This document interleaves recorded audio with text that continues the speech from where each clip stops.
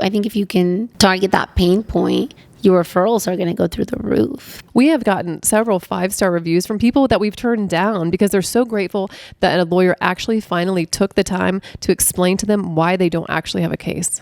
You want a person attached to the brand or a group of people.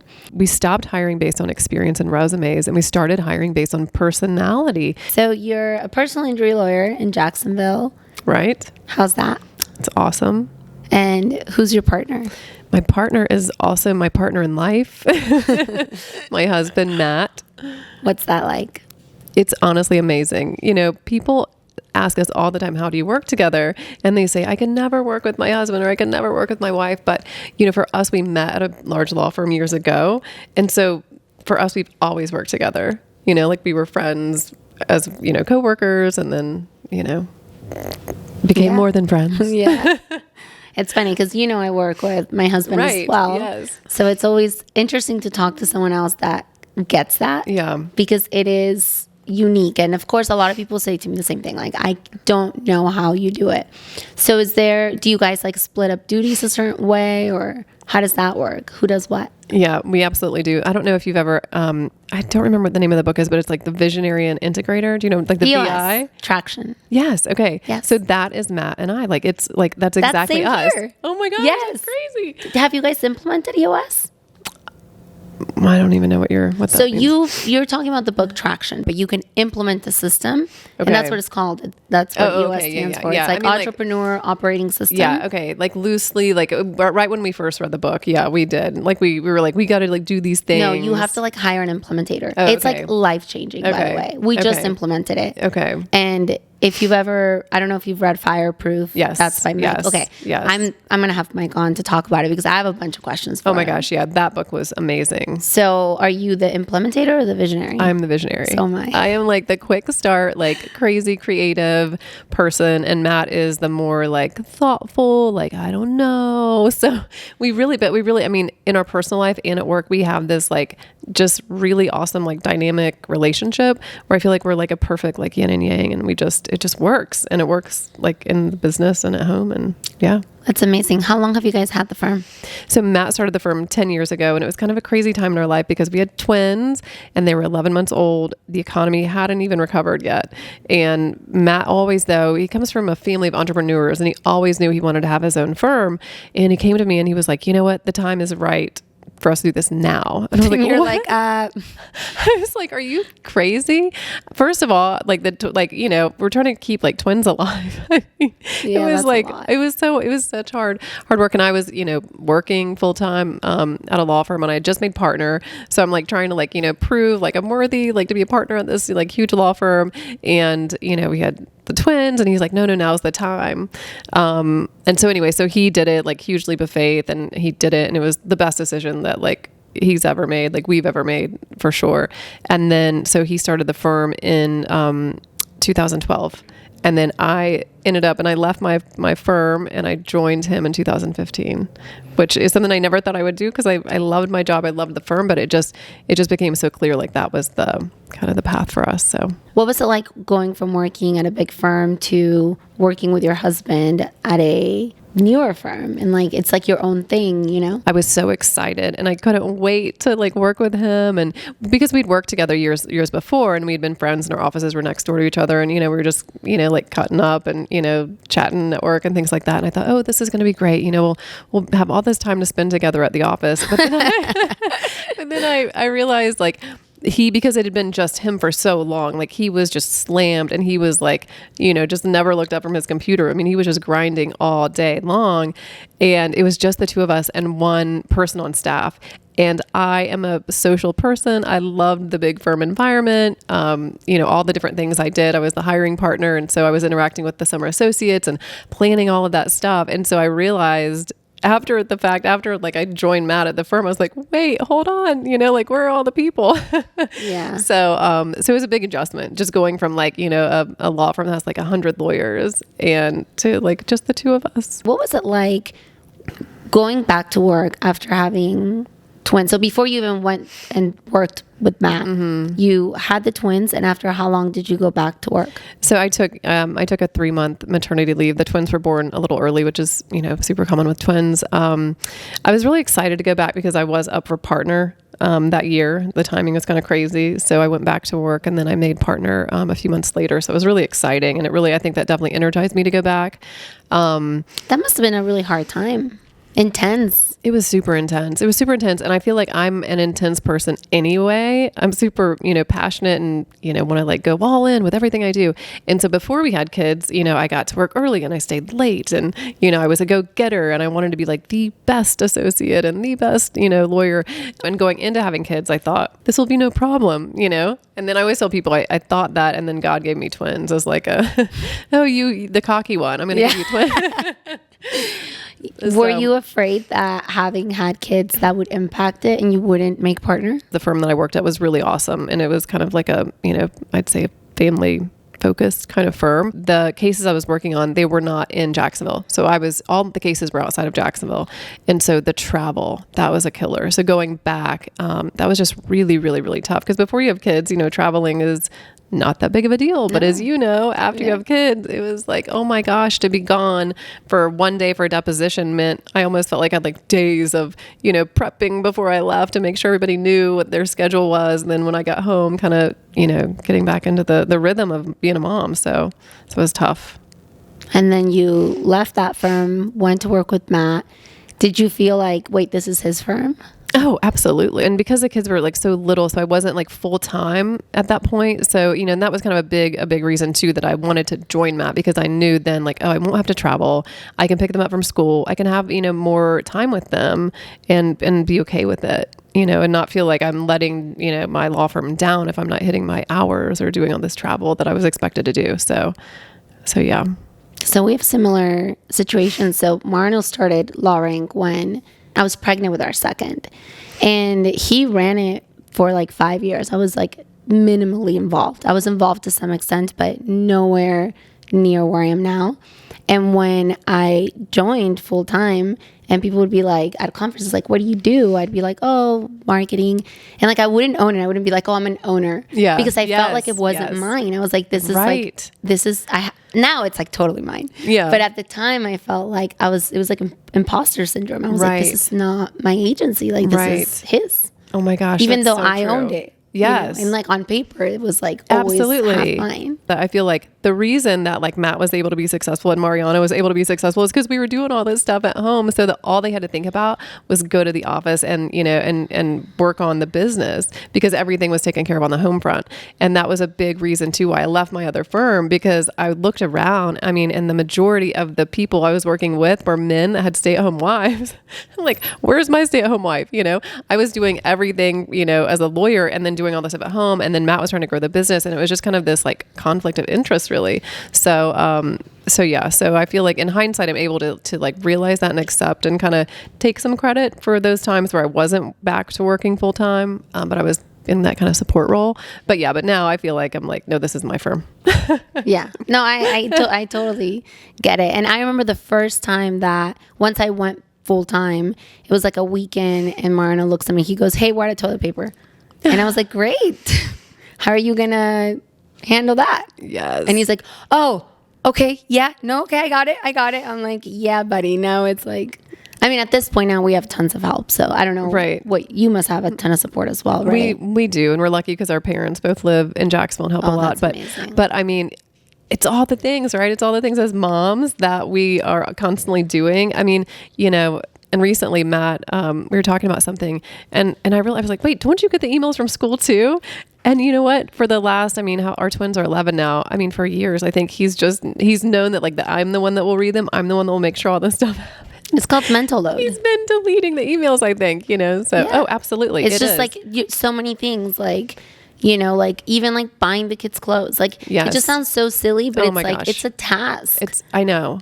And it literally is a task. And again, at this point, we don't handle any of our household duties at this point because we both work so much. But there was a point where it was work all day and then split that and be okay, we have to do this or that. And I think he was blown away by how much. And I was like, well, how do you think you were able to do what you did? Right. I know. And I think we talked about this recently, but there is it's a documentary now, but it's called Fair Play. And it's kind of about this whole thing, like all this invisible work that like women are doing. And it's really eye-opening when you actually track it and think about it. So yeah, it's a lot. To all you guys that have stay-at-home wives, like I've done both. And I think that is way harder than working. And get your wife some support. Absolutely. Oh my gosh. Staying at home was the hardest thing I've ever done. And I was terrible at it. Me too. I'm like, someone should have fired me real quick. If that was a paid job, I would have been fired like 10 seconds. I know. All right. So I want to talk about something that I'm like super curious about. Ooh, goody. So you're board certified in construction law? Yeah. How did that happen? I know that seems really kind of weird, right? To be very specific. Yeah. So years ago when I worked at the big firm, I was a commercial litigator and I got into construction law. And so, kind of what you would think of like dealing with like delayed commercial construction projects and things like that. And then as time went on, I started working with this man that would later become like my greatest like mentor in my life. And he worked on cases in representing engineers and contractors in roadway design cases. So cases where people get into a car accident and they're injured or killed, and there maybe was either was a work zone, like a traffic work zone, or like the design of the roadway itself, or the construction of the roadway itself, like caused or contributed to the crash. So I worked with him, he and I pretty much exclusively for years on these cases, defending engineers and contractors in these types of cases. So that's kind of my board certification has to do with that background. I became board certified when I was doing construction litigation, but really my focus there was representing engineers and contractors in, death and injury cases. You need to move to New York City.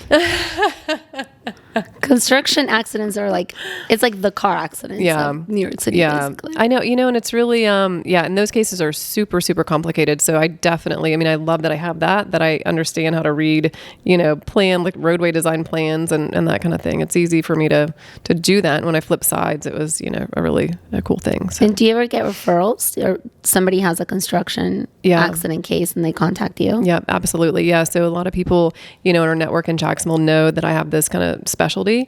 And so we get referrals often from, other people if, their client was in an accident in a work zone, for instance, or something like that. And even, pedestrian bicycle accidents in work zones, all of that kind of stuff. It's really tragic. And a lot of times people cut corners, on these projects, and it's awful. Now, you just started doing something that I think a lot of lawyers are starting to do. Your social media videos. Oh yeah, TikTok. Let's talk about that. I know. I feel like I'm like too old for it because I didn't even have a personal TikTok page. I'm big on researching like what is really working in the, I guess in the marketing, like for personal injury kind of space. And who did you find that was doing like, you're like, these people are doing a good job. Like I'm going to mirror after them. Jennifer Gore. Yeah. Yes. Jennifer Gore. Amazing. Yeah, like her content just seemed like very like relevant and fresh. So I just thought, it's one of those things. Again, it's free, right? So some of these things, like you pay the big bucks for some things, but you can complement those big dollar investments with things that are free, like Google reviews, and social media and things like that. So I thought, let me do this. And it's had a great response. Yeah. I feel like absolutely. People, in our network are, I don't know, they're enjoying it and it's fun for me. It also keeps you top of mind for referrals. So you had a client, now they're seeing you on social media, they know someone that's been in an accident, and because you're top of mind, it leads to more referrals. And obviously it can also generate direct cases from it, which is amazing. Are you recording yourself? Did you hire a videographer using professional equipment, your phone? How does that work? Oh, it's all me. It's very... Really? Oh my gosh, yeah. Very rookie, yeah. And how do you know what to... Like, how do you plan the content? I think, like I said earlier, like I'm very creative. I'm very like passionate. I'll wake up with an idea. I'm like, I'm like, oh my gosh, I have to write this down. So when I have these kind of like ideas, I just literally have a note app and I just go for it. I just like write it down. And then it's one of those things for me, like until I've done it, until I've recorded it, it's like bugging me. So I just like go for it. I just, go to work and like, okay, I got to knock out these videos. So you're doing it yourself? Doing it myself. Yeah. Wow. Yeah. I don't even do mine myself. Well, I mean, but TikTok's a little bit of a different platform, right? So I don't know how to use TikTok. I know, right? I didn't either. Like I struggle with it. Yeah. I mean, it took me a while, but I just kept at it. So That's yeah. awesome. But no, you're right. I mean, I definitely feel like for so many things like that, it's reminding people who you are and what you do, especially because a lot of people maybe know I'm a lawyer, but it's funny because they forget what kind of lawyer I am, and so reminding them like I'm a personal injury lawyer, is always just something that's very important. And has your following grown? I know you just started, right? It just started. Yeah, it has grown actually. I think, and we were talking about this too. I mean, it's funny, the things I put out that I'm like, oh, this is really good information are not as popular as the things that I think are so ridiculous. But I guess on that platform, it's more entertainment value. So Do you guys leave work at the office, or is it open to discussion at any time? Matt leaves it at the office. I feel like we have such an advantage. Matt and I have this kind of like recurring conversation. He will say, I don't want to talk about work. And I say, but we're so lucky that we can talk about work, that we can just, over like a cup of coffee or like, a glass of wine, whenever we want to, we can be making progress on the business. And so I always want to have like the open door to like talk about work, and Matt is more of a compartmentalizer. And so yeah, that's a little bit tough because when I have an idea, it's like, I want to talk about it. I don't want to wait, cause then it's like driving me crazy. I just want to like, let's go. So Martin and I have this conversation all the time, and for us, it's a bit of the inverse. Like, I don't want to talk about work. Okay. And he literally the other day paused House of Dragons at 10:30 to like talk about work. And I was like, I don't want, and it was a Sunday night. I was like, I don't want to talk about work right now. But then he says that in his defense, when I want to talk about work, it's okay. But when he wants to talk about work, it's not okay. And we do two very, very different things. So sometimes I'm just not interested in like the technicality that goes into SEO. Mm-hmm. So I'm just like, okay, great. We have great results. I get it. Like, I don't want to know that much, more like high level versus like, this is how we do it. And like, he will like figure something out, and he's like super excited about it, and I'm sitting there for like 30 minutes like, I'm not even contributing to this. Yes. I feel you. Like, I don't need to know how the sausage is made. I just want to tell you like the types of sausage that we should make. If you have a disagreement, how do you handle that? Like a disagreement about the business. As we have grown in our like relationship as business partners, I think we kind of have reached like a good way that we do handle disagreements. And a lot of that has to do with knowing exactly how we work. And have you ever done the Colby assessment? No. Okay. I've done DISC, but I haven't done Colby. Okay. So Colby, we did it as part of, a work like retreat, and it like almost kind of changed our marriage in a way that it was so spot on for both of us in the way that we work and what motivates us. And it's true in our personal life too. So, but the reason that I say all that is because I know that I'm a quick start. And so I know that I'm going to always have like big ideas constantly. But I know that Matt is good for me to kind of be the one that's like, wait, let's think about this, so when we have disagreements, I feel like it depends on what the issue is. I defer to him on some things and he defers to me. Like, he knows if it has anything to do with like creative or like the ultimate kind of like vision of like the future for the firm, he defers to me. And for me, if it has to do with like, the budget and more of like, he calls himself the bean counter. Like if that's like in his lane, then I defer to him. So. Got it. Now let's talk a little bit about your brand, because I think a lot of PI lawyers really struggle because they want to be seen a certain way, but then they want to market. Mm-hmm. And I think that they feel, or at least a lot of lawyers feel like there's a fine line, right, between advertising and still being taken in their mind seriously. I mean, I feel like the average person doesn't really know, but I understand. And I feel like you guys have done a really good job at having a very cohesive, very elegant brand. Were you the driver of that? Thanks. I would say, I was the driver of that. And thank you. That's very kind. I feel like really what it boils down to is people really just want you to be authentic. And so I feel like for us, like we can be, like nice, normal people, and we can also be like really tough lawyers, and I hope that we kind of convey that to our audience, that we're normal people, we're parents, we're, nice, friendly, that kind of thing. But we're also like super tough when it comes to like the lawyer side of what we do.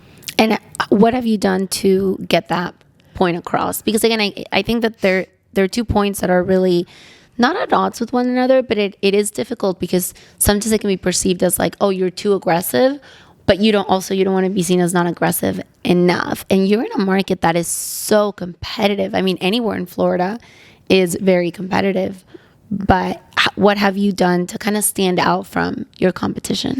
Florida is crazy. I mean, every other billboard is literally a personal injury firm, and it's a really, really, really like, crazy market for PI firms. When I think about like what makes us like really great lawyers though, I don't think it's really like necessarily being aggressive. I feel like that's such like a thing that people think like, oh, you have to be like roll up your sleeves, like super tough and go in there. What really you have to do, you have to be an excellent lawyer. And that starts from the day you get the case, and you have to know exactly what the trajectory is and really, really, really work up the case and highlight the strengths of the case, and, just know how to finesse it, know what's going to ultimately happen, so that, you don't have to be like pounding your, hands on the, your fists on the table at, mediation, because you've already done the work, because because we're really good lawyers, doing really, really, top tier work. And so I feel like we don't have to kind of have this like persona of like, oh, we're super aggressive, because we're just really good lawyers. And you guys have utilized video to also, because I think at the end of the day, people want to work with people. Mm-hmm, absolutely. Right? As much as we talk about brands and I think they're all interconnected, but in your world, and I would argue in my world, you want a person attached to the brand or a group of people. And I know you guys have utilized video a lot. Can you talk about that a little bit? Yeah, absolutely. So, we have a lot of video content, and I think it is really good because, to your point, otherwise you're seeing a picture of somebody on a website and reading about them. But even things like hearing someone's voice, I think that kind of gives you a little bit of insight into who they really are, what they're really like, kind of get a feel for their energy level. So we have used videos. We've done client testimonials. We've done FAQs, branding video. We've done a lot of video content. And the thing with video content, though, I feel like you have to refresh it constantly. People seem to like the videos. Do you get positive feedback? We get very positive feedback. And it's funny too. I feel like it's not only positive feedback from potential clients, but even current clients, that enjoy, reading this stuff. And we even have a welcome video that we send out as soon as a client signs with us. We send a welcome video that really kind of explains the process in depth. We've already talked about it, of course, with them, but it's kind of like a little reminder, and they kind of have it whenever they want to reference it. That's awesome. You send out a welcome email? Yeah, with a video. Yep. That's amazing. And who's handling sending out those videos? You mean like who? Internally in your team. Oh, internally. One of our employees, that's her kind of intake role. That's awesome. Kind of like so onboarding. The intake person is onboarding the clients as well. Yeah. So we're very like SOP heavy. Matt, that was my next question. Oh my gosh. Matt, I mean, I joke with him. He has an SOP about every single thing, which is great. It's really good because I think that when you have SOPs, then you are consistent. Nobody kind of deviates from the script because everybody knows what to do. And so that's really been Matt's, thing and his focus. And he's really, really, really, really good at that. And I'm not. But yeah, so yeah, everybody's all clients are onboarded the same way. And, it's all kind of. I don't think that's talked about, like how to onboard a client, right? I think a lot of people just wing it. It's like they sign the case and then they'll contact them when they like. Absolutely. You're absolutely right. And I think that one thing, speaking of onboarding, that sets us apart a little bit is that lawyers handle our calls with potential clients. So we are not the type of law firm that signs potential clients and then they speak to a lawyer later. So on the front end, before you ever even see our fee agreement, you're speaking to a lawyer about your case to find out if, number one, if you have a case. A lot of law firms sign up potential clients and then decide to reject them. Mm-hmm. Yeah, and then reject them. And that to us just, that just doesn't feel right. And a lot of times too, people are so grateful if you just are honest with them and explain to them why they don't have a case. We have gotten several 5-star reviews from people that we've turned down because they're so grateful that a lawyer actually finally took the time to explain to them why they don't actually have a case. rather than signing them up and then, rejecting them later. So so on the front end, before anyone ever signs with our firm, they have an in-depth conversation with a lawyer to say either we don't think you have a case and here's why, or we do think you have a case and these are going to be the next steps. And so we really try to educate our clients. That's something we're very, very, very big on, is making everything, like easy to understand for a non-lawyer. Our clients have usually never been in a lawsuit. And so we use these words as lawyers that we understand, but to someone that's never been in a lawsuit, they have no idea what you're talking about. Yeah. So we try really, really, really, really hard to explain that process from the very first phone call, really. And then once they do sign with our firm, then we send out an email and it explains the process again. We send the welcome video that, goes into more depth about that. And then, we're constantly communicating with them about, certain like tips, like, these are the things that are going to make your case more successful. And these are the things that might harm your case, and just staying in close contact with our clients it's crucial for success. It's the biggest complaint that people have about their lawyer, that they're not responsive. Absolutely. So I think if you can target that pain point, your referrals are going to go through the roof, because people already have these ideas about lawyers, whether they're right or not, whether they're misconceptions or not, but to really change that misconception and actually even say to the potential client, this is not who we are. We're not the firm that's going to take your case and then reject it later. We're not the firm that isn't going to set the right expectations for you. We're not the firm that isn't going to respond to you when you need us. I think that goes a long way. Yeah, absolutely. And I think too that where a lot of law firms maybe get themselves into trouble with the lack of responsiveness is they're so focused on the intake. How many cases can we sign up, that they're not focused on, okay, once we get these cases signed up, who's going to be working on these cases and what's going to happen to these cases? And so for us, we are not focused on the intake any more than we're focused on doing the good work and communicating with our clients, so that, and we're always thinking ahead, and we're, in this growth zone too. And so, we're talking about, we need, do we need to hire another lawyer? Because we want to make sure that we're not having such an influx of cases and then there's, no lawyer to do the work or to communicate with the client in a timely manner. Hiring is super, super tough. It's super tough. Yeah. I think everybody struggles with hiring right now. I think so too. And I think something with hiring that we learned years ago, we stopped hiring based on experience and resumes, and we started hiring based on personality, because, we can teach people, the content of their job, but we cannot teach a good personality and a good attitude. And it's everything. 2 people on our staff are like former teachers, but like that teaching background actually is so relevant to personal injury, because they're really able to take, things that seem complicated and break it down, and explain things to clients in ways that I probably couldn't do, because they had like a room full of, 4-year-olds. Yeah. So I used to work at AT&T. That's where I met Mariano. And AT&T's always hiring. And one of the things that Mariano taught me at the time, he was like, look, you hire for friendliness. If you can't teach someone to be friendly. So when you're going to have someone that is customer facing or client facing and they're not friendly, that's not something you can teach. You can teach them so many other things, but that's the one thing you can't teach. And I always tell our clients when they're hiring for intake, I'm like, just make sure that no matter what, they're friendly.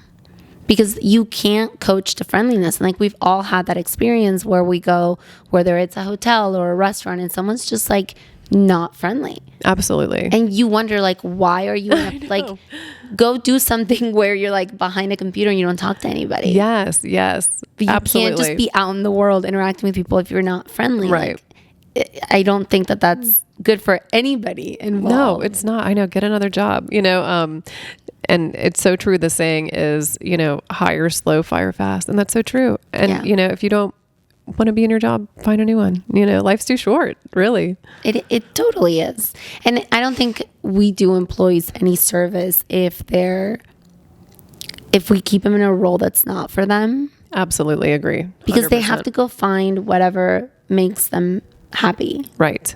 And wherever they're going to excel. And I definitely think that there's like a job for everybody. Yes. You have to find what where you excel and what makes you happy. But yeah, we've been hiring slow now, and we've been incorporating a task. Oh, I love that. And what I've realized, like, sometimes they don't even follow instructions. Right. Yes. And I'm like, this was like an easy task. And like, you literally, like, I had someone say, like, why they did not do that task and then did a different task that they made up for themselves. Wow. And the That's task crazy. was to criticize our website What? with no background in marketing or like anything at all. Wow. And I was like, wow, this was an easy, and some people will take forever to like do the task. Oh my So like, gosh. I don't give them a timeline. I'm just like, the sooner the better. But like, Yeah. like you figure it out. Oh my gosh. I know it's unbelievable. And then I get like an email like, I'm so sorry. Like I had a family emergency, so I haven't. So it's like you already are like, yeah. You know. Yeah. like you're already like, okay, so this is going to be like a pattern. Right. Right. Whereas I get people that send like PowerPoint presentations that are like within like 24 hours and they're like amazing. And I'm like, yeah, right. There's no question. Well, I mean, and I say this and I was late for this today. Oops. But I know when you were posting on Instagram about these people, it's an interview for a job and then they're not even like connecting on the Zoom interview on time, like not even remotely on time. I think you posted like, how long would you wait? And it was crazy. I don't wait. It was crazy. I Especially wait a minute. Zoom. Literally 1 minute. If I don't have an email from you or you're not on. Yeah. And I'm really looking because Zoom, I don't know how you have your Zoom set up, but like it alerts me. So it says Of like, course, this yeah. person has joined the meeting. I'm looking for someone that's on there 5 minutes early. Of course, right? Why wouldn't you be early to an interview? And it's from home. Right, I know. They don't have to walk like I did to get here. Yeah. And the high heels. Right, exactly. Yeah. I really want to know for you, being a mom of 3, because we've talked about the mom work life, thing. How do you travel as much as you do and still feel, like sane? I don't know that I'm sane. I think it definitely requires a specific personality type. And I learned really early on that I was going to feel guilty no matter what I did. So if I'm a stay at home, I might feel guilty because I'm not doing what I want to be doing. And then I feel like I'm not the best version of myself, as like cheesy as that sounds, because I'm just like, I'm not happy. Yeah. Right. Like I love being with my kids and I love them, whatever. But I'm like, this doesn't make me happy. But if I'm working, I feel guilty about it. So then one day I just realized I'm going to feel guilty no matter what. I'm going to do what I want to do. Yeah. Right. And like one thing I learned from Jen was saying to me, don't tell the kids like, I'm sorry, I'm leaving. Like, I'm going to miss you so much. Just be like, I'm really excited that I get to go to this conference and do this thing. And, I'll miss you, but like, and you can call me, but you're going to be fine. Like right. We also have a lot of help. So, and it was one of the reasons we moved to Mexico because we wanted more help. And I mean, I definitely feel exhausted. I'm not going to lie. And I feel like I took a little too much on last year and I promised myself I wouldn't do it this year. And then I did it again this year. Yeah. It's just, I get FOMO. Yeah. I'm sure, especially if I don't go to a conference, I get FOMO. Yeah. And then you see it and you feel like they're having fun without me. So what motivates you? Like what gets you up in the morning? I wake up like ready for the day. I'm like that too. I'm a morning person. I just like every day is like a new opportunity. You're not a morning person, but like once I've had my coffee and like I've worked out, I feel like I can conquer the world. Like I have like a couple hour gap in the morning where I'm like high on life. Like I'm like ready to go. Like, I mean, money for me, I'm not gonna lie. I like money's a motivator. Money's definitely a motivator. Being able to do what I want, like autonomy is like huge for me. Mm-hmm. Even though I was always like a good employee, I was probably not the easiest employee to deal with because I was like very sure about myself and like I wanted things done a certain way. Yeah. And my bosses would put up with it because I would perform, but I think I was definitely a more difficult employee. And Marno was my boss, so he's like... He's not my boss now, but he was my boss. So he's like, you were not an easy employee. Yeah. You performed. But that's what makes you a great owner. I feel like, yes. Like what makes you a good employee, it does not make you a good owner. And the converse is true too. I agree. So how do you handle having clients in the same, like area in the same market? How do you do that? How do I handle having multiple clients in the same area? We like to focus on return investment. So there is room on the first page of Google for multiple firms to generate an ROI. And it really shouldn't matter who is handling that. Obviously, we can't take on 10 firms, so there is a limit. But the other thing that is really important is any SEO agency that is successful isn't going to offer exclusivity, because the problem is you inhibit your client's growth. So if you're in Jacksonville and you say to me, Maria, we're killing it, I want to go into Orlando. Now I can't take you to Orlando because I am exclusive in Orlando. So we started to have those issues, and that's why we made the decision to pull exclusivity from everyone, because we no longer felt like we could really support our clients. And it's not just us. Every reputable agency out there, with the exception of one that I can think of, has removed exclusivity. And the only reason the other agency has removed it is because they're also in a different vertical. But any agency that only specializes in SEO that is reputable isn't going to offer exclusivity. Interesting. That's good to know.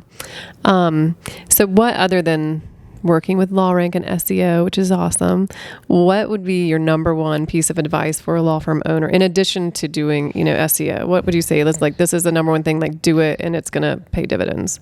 The biggest advice I would give lawyers would be to really work on your brand. That would be one. I do think that it's really important to have a brand, whether you are willing to do offline or just networking, but really having that brand. The other thing that I would recommend that all lawyers do is get reviews. Get GMB reviews. Like you said, it's free. Mm-hmm. Yeah. I mean, yes, there's time involved and you need to have processes, maybe some tools in place, but it's not going to cost you $10,000, right. $20,000. And it's really, really crucial. It's amazing. I know people call us because on our intake form, there's a section we ask every single caller, how did you learn about Baggett Law? LawRank. I mean, yeah, right. LawRank. But 99.9, right. No, they LawRank. say, right. Well, they say Google, Yeah. but then they say, if you push them, well, what on Google? They say, we read your reviews. And how did they get to your reviews? They got to our reviews from LawRank.